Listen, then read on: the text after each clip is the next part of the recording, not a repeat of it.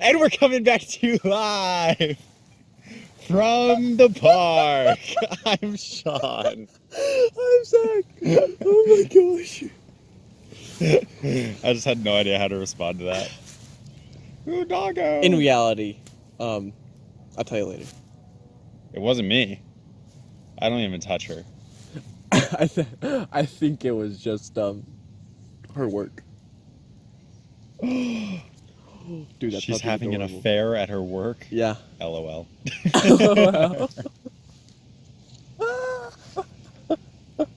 Wow, you don't seem very upset about this, Sean. And People don't even know what we're talking about, but it's fine. It's alright, they'll figure it out. Look at that dog chase that bird. That's wonderful.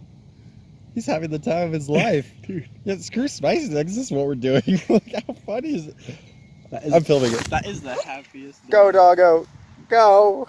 Look how much happy Sean, he is. Sean, He's Sean. so happy. Sean, What? you know we never have something with Spicy Nuggs on the screen. But he's so happy. This will be the first one with an actual thumbnail. It's gonna be this dog.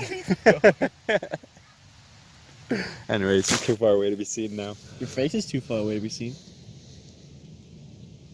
Wow. You've cursed me, Sean. I never used that. Ever. That's what I do, man. And then, ever since we started hanging out at school, it's just... I had the most wonderful moment at work the other day where, because I use the word riled around my coworker Seth a lot, and he hates it. And then all of a sudden, one of our newest coworkers used the word riled just out of nowhere. And I was like, and Seth was like, no. I was like, yes. So speaking of Seth, yeah. how is his running for homecoming king? I honestly, I don't really know. I mean, we put so much effort into this. I saw him on Friday, but we didn't talk too much about it. He was very grateful to be a part of, something momentous. I mean, as he should Spicy be. Nuggs. Yeah, he owes us a lot, like a I mean, lot. We've done so much for him. Let's all be honest. kinds of royalties. He probably won't listen to this episode, but like, that's the best part. So See, if nobody listens to the episodes, we can say whatever we want. Go to www.thisisarealwebsite.com and vote for Seth for homecoming king. I think that's how it's done, probably, right? I mean, that's how I got elected. This is a real website.com. Yeah. Sean, that better have been on screen. If not, you're fired. I expected to not just be on screen, but as you were spelling it out, one letter comes at a time. Yeah. Actually, that's way harder. He definitely won't do that. Sean! Future Sean!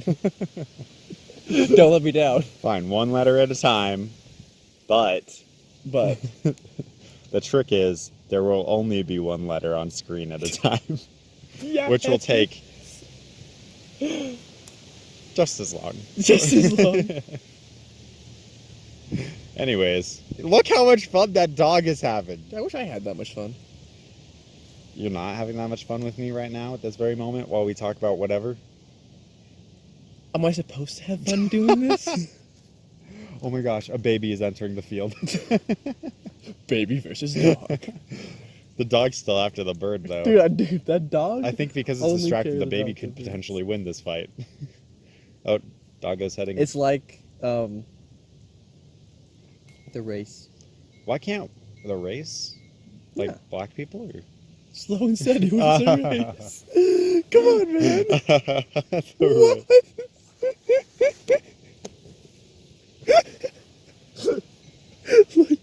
Oh my god. Sean, you just offended so many people. What? No, I didn't offend them. That's a race. I didn't say anything about it. Them. That's the problem. Oh, Black Lives Matter. How about that? I've offended other people now. Yeah. Let's try to offend everyone. Just keep talking. You're doing great so far. Indians, though. White people. Honestly, white people. They're the worst. I would hate if I was white. So let's talk about something else now.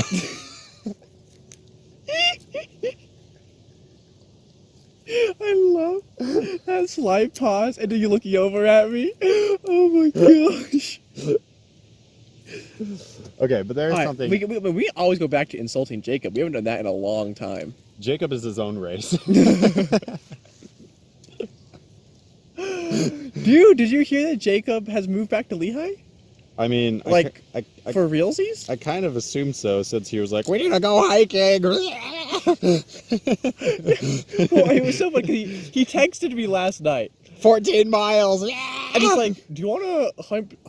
Was it Timpanogos?" He said. Yeah. It's like, "Do you want to hike Timpanogos?" I was like, "Tonight?" Question mark. I know. When he said he asked me on Saturday, and I was like, "When?" Because like I'm at work, and he's like, "Oh, I don't know, just when people can do it." And I was like, "Oh, because usually when this happens, it's now."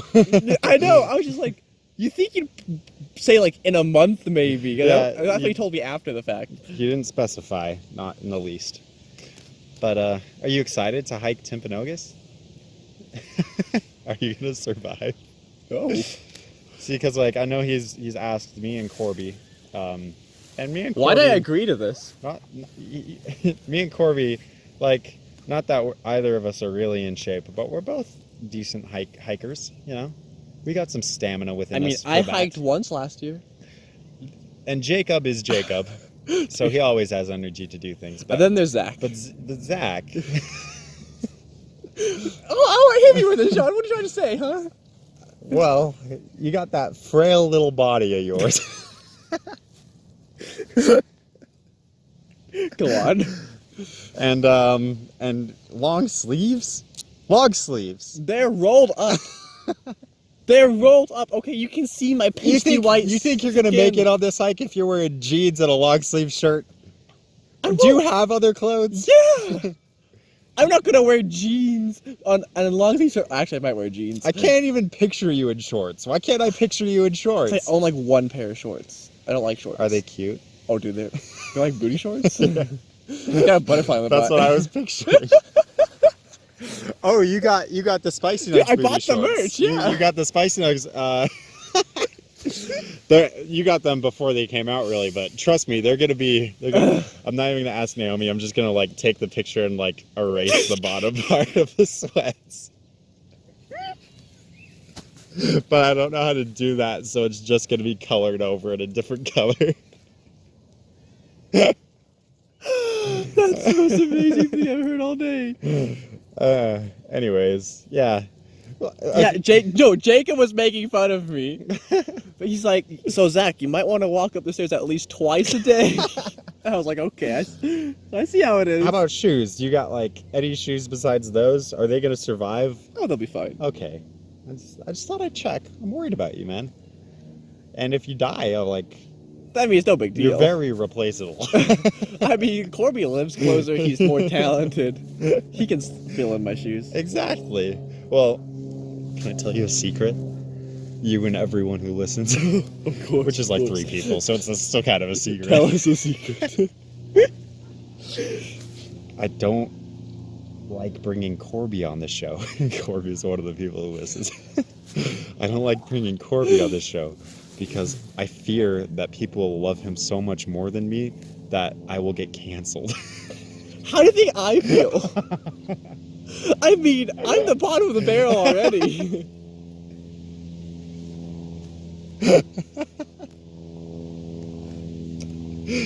Oh man, where are we at? 10. Okay. We've ran for 10 minutes already. Yeah. I'm sorry, viewers. Let me dive into the thing I wanted to talk about. Okay, you came prepared. Yeah, well, that's a first. So, Hit me with it. This is from my Psychology of Good and Evil classes. Oh yes, not the murder part. I want to discuss what he went over in the first 2 class periods. And then I kind of want to discuss one of the questions he brought up, or one of the ideas he brought up. So basically, what he did, and this is a very rundown, quick version of it, is in the first class he showed 2 pictures. One was of a girl in like a black dress, like holding her arms up, as if like she's kind of like scared or something. Okay. And the other one was a picture, like an aerial view, and on the left there was like a village, like a mud hut village, and on the right there was a big blown up picture of a little girl. And he explained what both these photos were. The top one was a picture of a girl about to be murdered by a serial killer. And what the serial killer would do is he would like pick up hitchhiking young girls or just kidnap them and put them in a black dress and black shoes, and then after like raping them and stuff, he would tell them, "I'm going to kill you now," and then take their photo right as he pulled the gun out. Jeez. Yeah, really messed up. The bottom picture, it was actually called Not Bug Splats. And the story behind that is in the Middle East, if the U.S. Government received intel or like possible intel of like some anti-American regime or terrorists living in an area, they'd just go and bomb the area. And the pilots started calling what was left over bug splats, all the innocent people who died. And so this artist heard about that and was so mad that he went to these different villages, took pictures of the children there, and blew them up big enough so the pilots flying overhead could see. Jeez. Okay. And so with these two, he asked the question, how is evil present in these photos?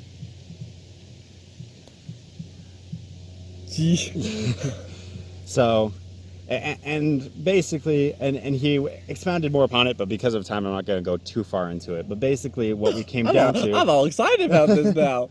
What it came down to was objectifying. Mm-hmm. The serial killer would objectify these young women before killing them.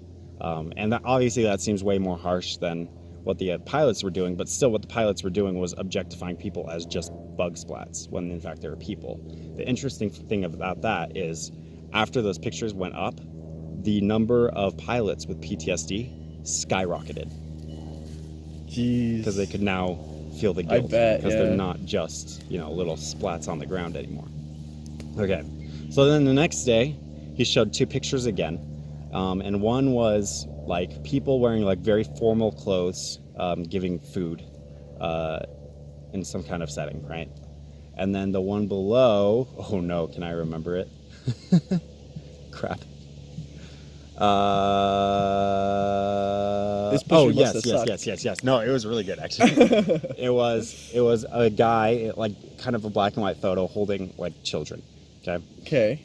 So the top one was this and also they were wearing masks in the formal picture. So it was obviously from like 2020. And so this couple had gotten married, but they couldn't celebrate their marriage because of COVID. So they had all this extra food that they'd already bought. So they decided to give it to women and children in need. Oh, that's cool. Right.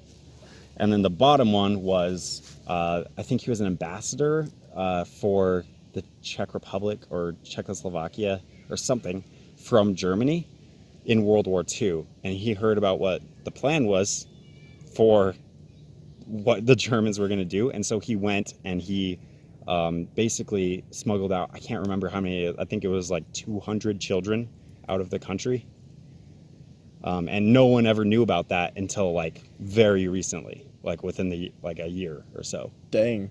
Because it was too dangerous for him to tell, and like it just never, like basically just one of his grandchildren found a bunch of pictures and asked about it, and he was like, oh yeah, I saved all those people. I mean, back when I was your age. And so then the question was, how is good presented in these photos? And once again, there's kind of a disparity in how much good is in either photo, but right. Basically what it came down to was personifying people or humanizing people, right? That's essentially what it came down to with that one. And then he brought up this idea. And he said, a lot of times we like to focus, or maybe we don't even like to, but we do focus on what is perceived as the evil in the world. Whether it's the news or like any social media, or just like, how many documentaries are there about serial killers and stuff like that? Whether it's because it's interesting or just because it is the news, like it's kind of what we focus on. Right. But my professor, he was quoting someone else, and I wish I could remember who, but he said that perhaps the stranger question is not why there are as many evil things in the world, but why there are so many good. Because if we really took the time to look at it and quantify it, if we could, there's way more goodness in people. People generally want good for each other. They're more benevolent, generally. And so it's a greater question of why that would be. If good and evil is kind of like a black and white issue, shouldn't it be more like 50-50 split? So that's kind of the idea I wanted to address in the next couple minutes. Now that we're at the time, though. Yeah. So I don't know. What are your thoughts on all of that crap that I just said? Well, I think that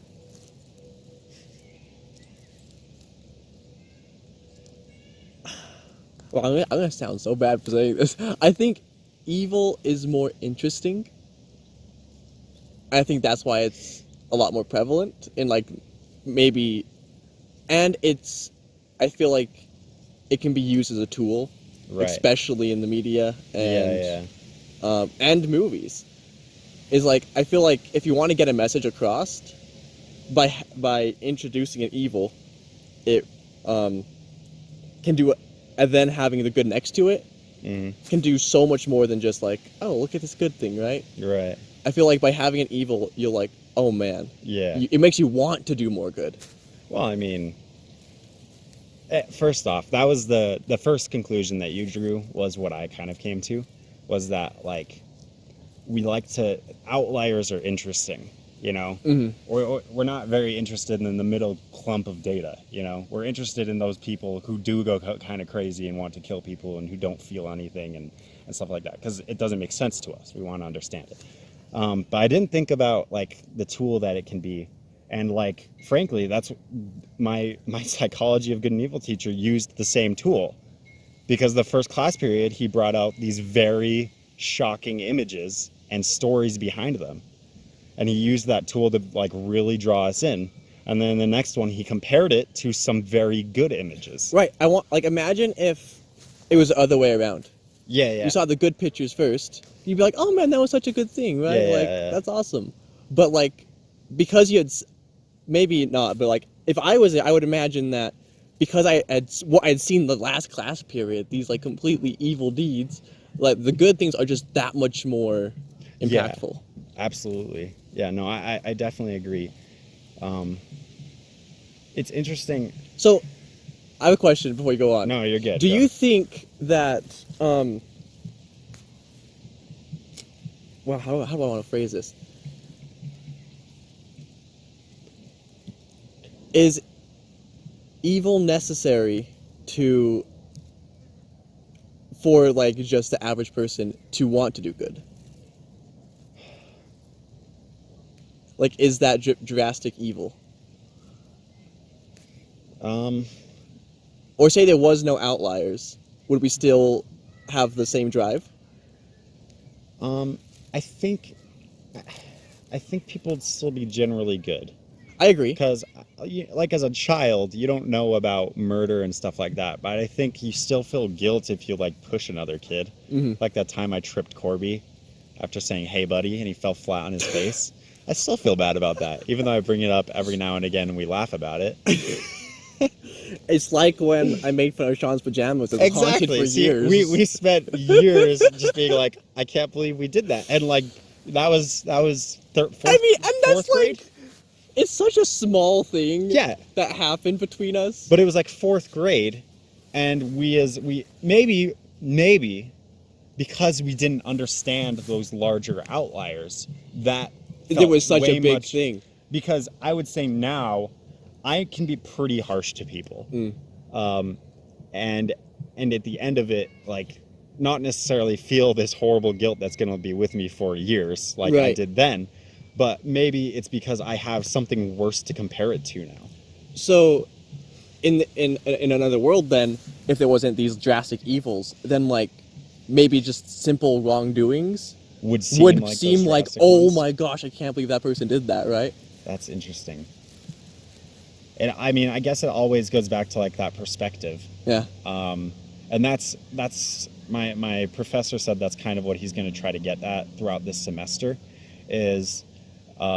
There's different ways to view good and evil. There's like hard set, fast, this is good and this is bad, and then there's also like perspective, and both are right and both are wrong. And it's difficult. Oh, jeez. because I want to be in this class, Sean. right? Because he said if we do say it's only based on perspective, then the serial killers are justified. Because for them, they're doing what's right. What if they know they're doing wrong, though? That's a good question. That adds a layer. But I would say that there somewhere in the world there's a serial killer that knows what they're doing is wrong. Which means that there's some overlying sense of right and wrong, which goes back to that other argument. But then if you say there is one of those, then we try to go into politics and all of these different issues, and a lot of times it comes down to a culture or a single person's experience, so both are right and both are wrong, and it makes it really hard. Psychology is fascinating, Sean. The last class I listened to just gave me a headache after I finished it. I was like, oh no.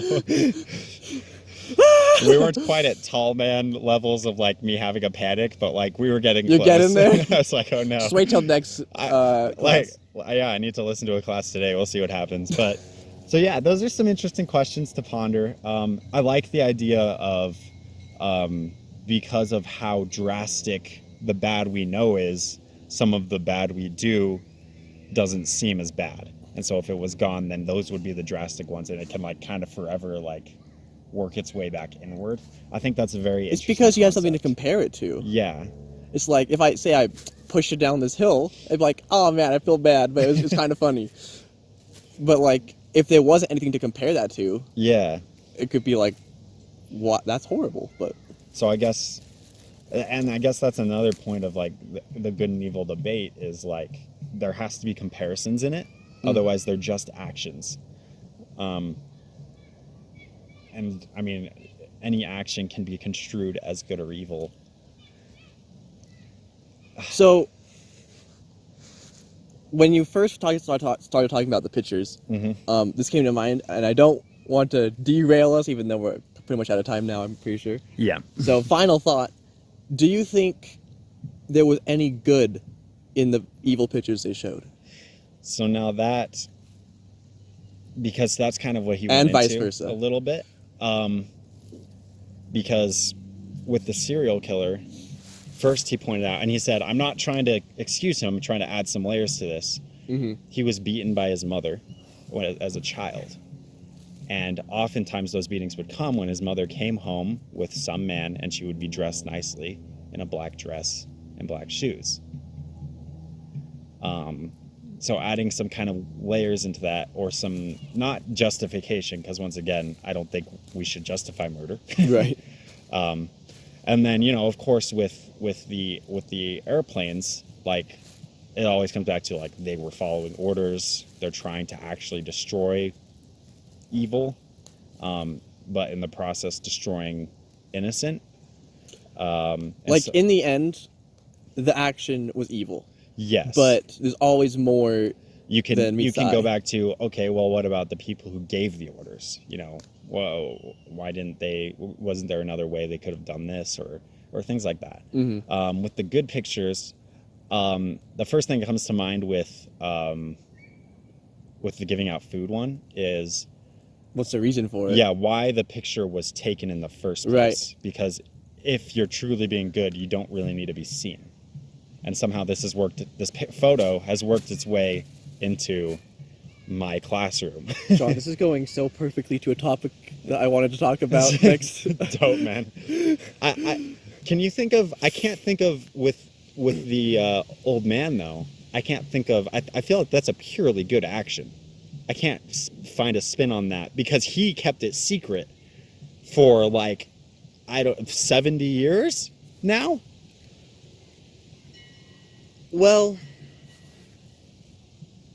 He was saving innocent children. it could have been motivations during the time he did it.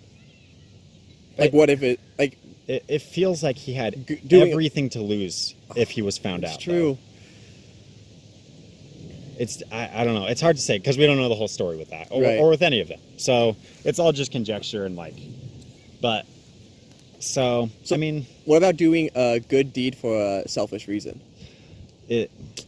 That's I don't know, because the deed is still done, but like, Is there evil in being selfish though? I could go into this more, but I think we're gonna end here, and it sounds like we might build off of this later on. So, yeah, just ponder that. Leave us any comments if you really feel like it, or shoot us some text, and we can talk about it. But yeah, any last thoughts before we electric boogaloo out of here? Buy merch. Buy merch. I'm still Sean. I'm still Zach. And we will see you next time. Bye bye.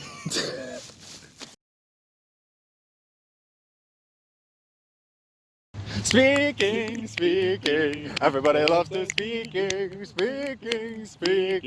everybody loves to speak.